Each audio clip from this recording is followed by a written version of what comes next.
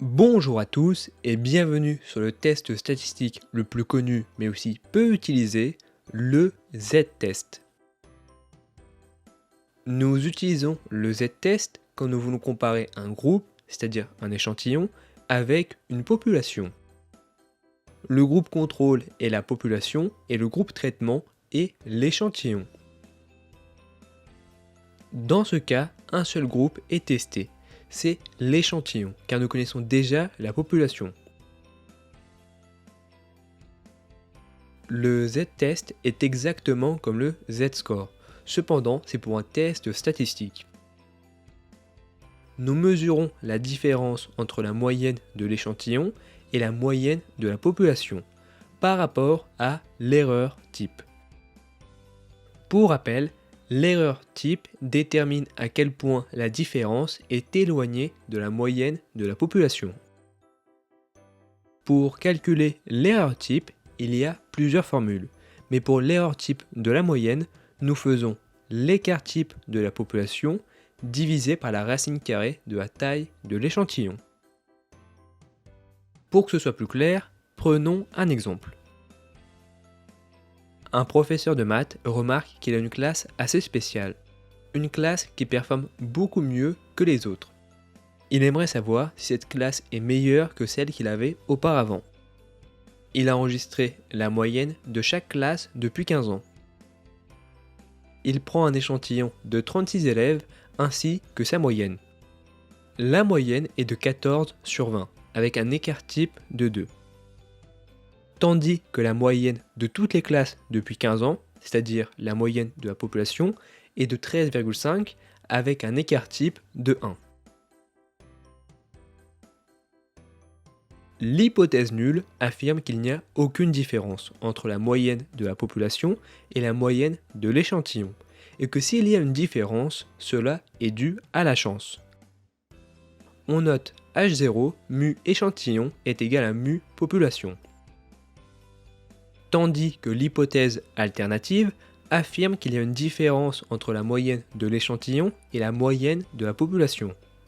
On note H1 x échantillon différent de x population. Avant de continuer, il faut définir un seuil alpha, le seuil où nous rejetons l'hypothèse nulle.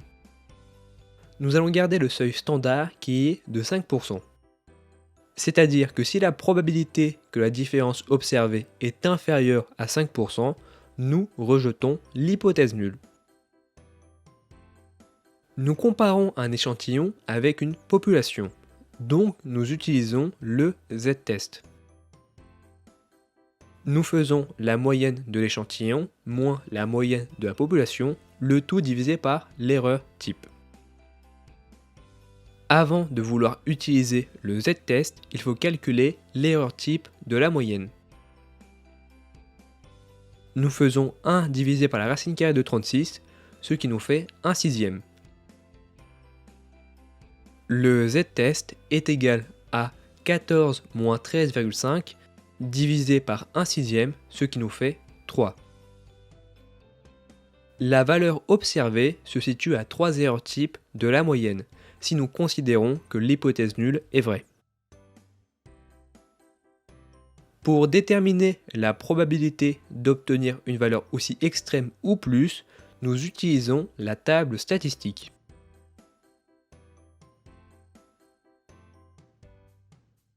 La probabilité est de 0,13%.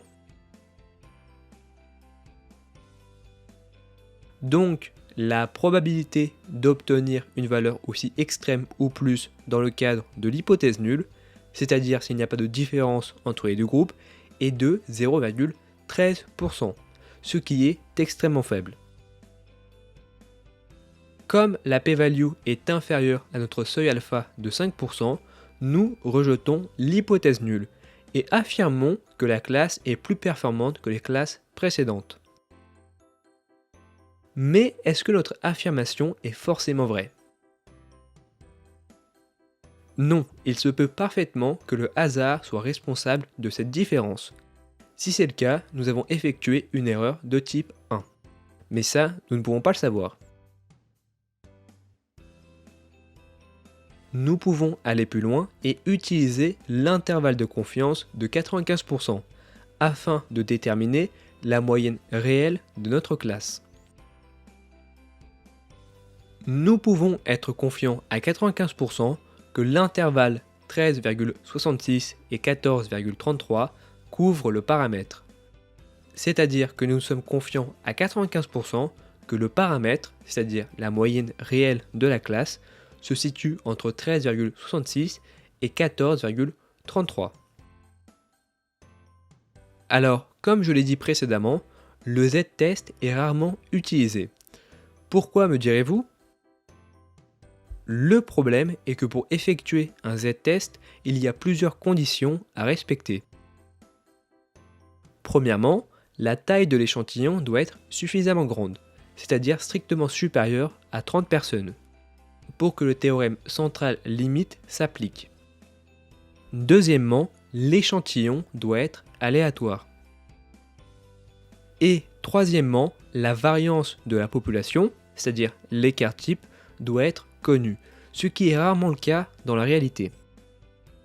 Et c'est pour cette dernière raison que nous utilisons plus souvent le t-test, ce que nous apprendrons dans la prochaine vidéo.